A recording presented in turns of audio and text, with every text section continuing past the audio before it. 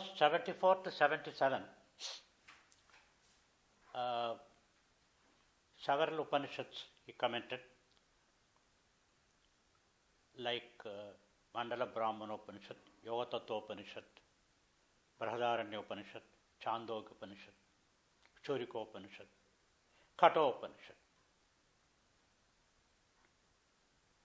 And Katha Upanishad is an Upanishad which gives the sadhana methodology which is adopted by our school. And subsequently, Guruji authored a book on Katha Yogam. That Upanishad itself is a Upanishad which gives the yoga path. It's one of the best works of Guruji, highly appreciated by the scholars who are in the tradition, like Sringeri Swamiji and others. Then after all Upanishads, nearly 8 months he talked about Bhagavad Gita. Then he wound up the lecture program by talking or commenting about Siddhanta Shikamani and Seva Yoga Pradipika, both Saivite literature or Shiva worship. Talk about Shiva worship, exclusive Shiva worship. So the lecture course was over in the year 1978 or so. And during that period, we undertook several yatras and several miracles used to happen. Guruji used to say that miracles are just divine automatic actions. They are not done by me. They happen, that's all about it. And many of them could not be observed at all. Some of them were observed and then nobody bothered to ask him.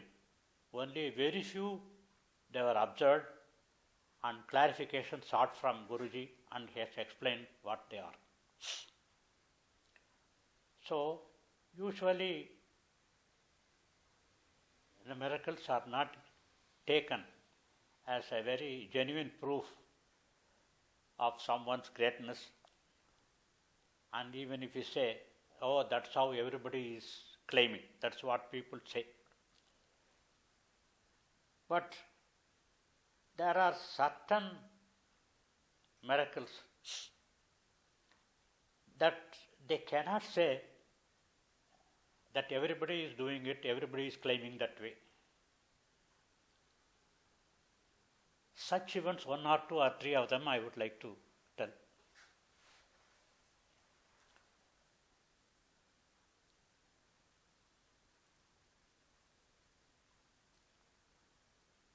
It happened in my own house. The housewife was sick, and there is a problem of the disc slip, which gave enormous pain and suffering.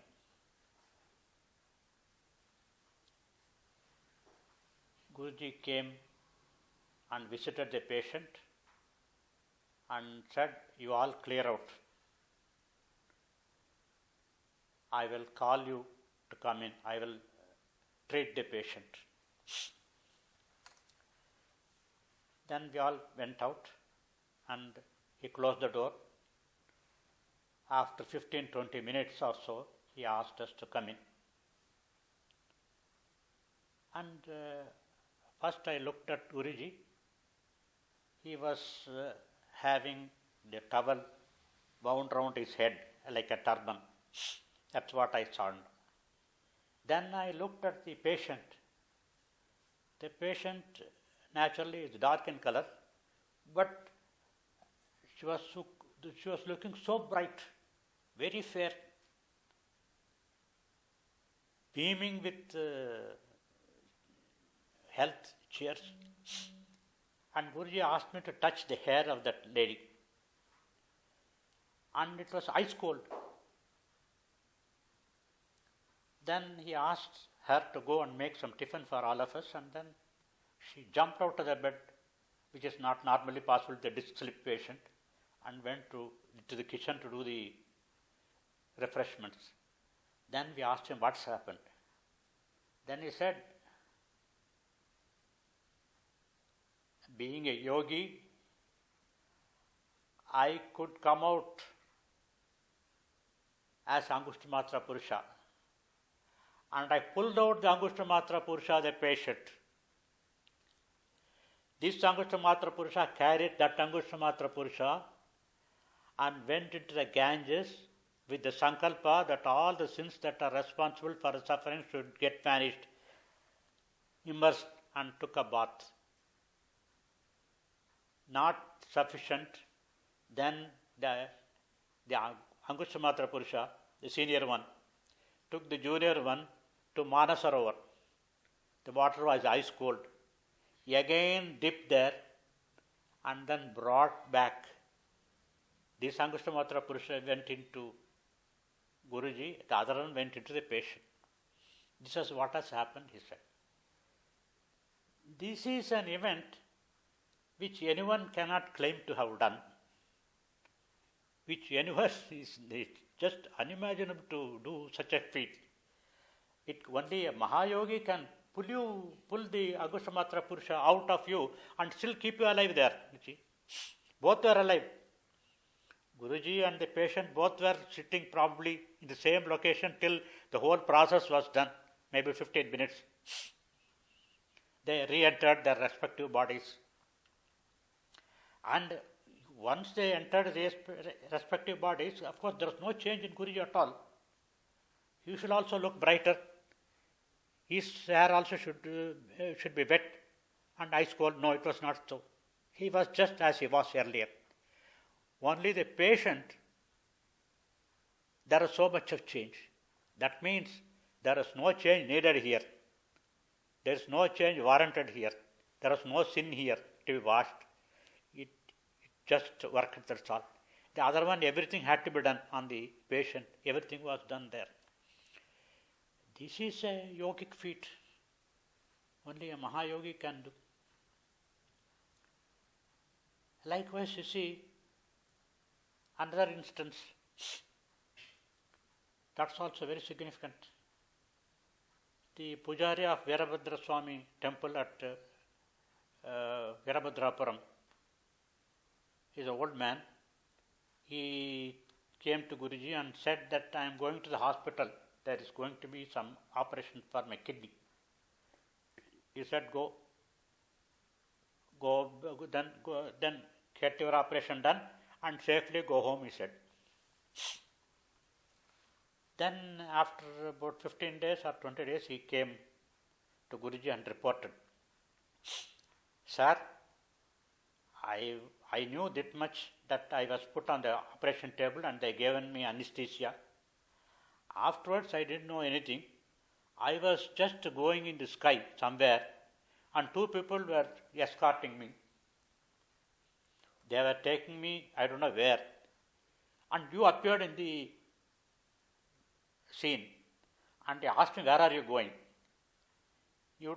I told that, sir, I don't know, these two people are carrying me somewhere, taking me somewhere. Don't do all such things. Go back to your house. He told me and disappeared. Immediately those two people also disappeared. Then, I recovered from the operation and then came home.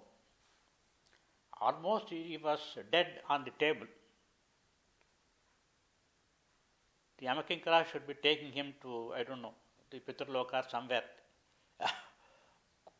Because Guruji said that you go home after his operation, he appeared there and sent the jiva back into the body. Sending the jiva back into the body is a yogic feat.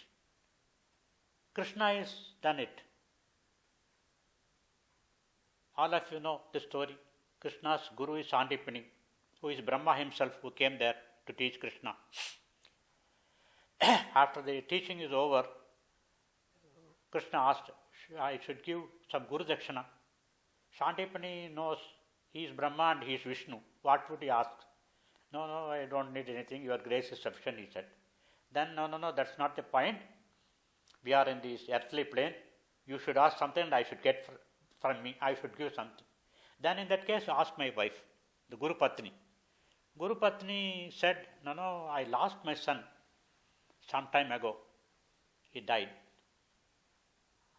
If you can, get him back.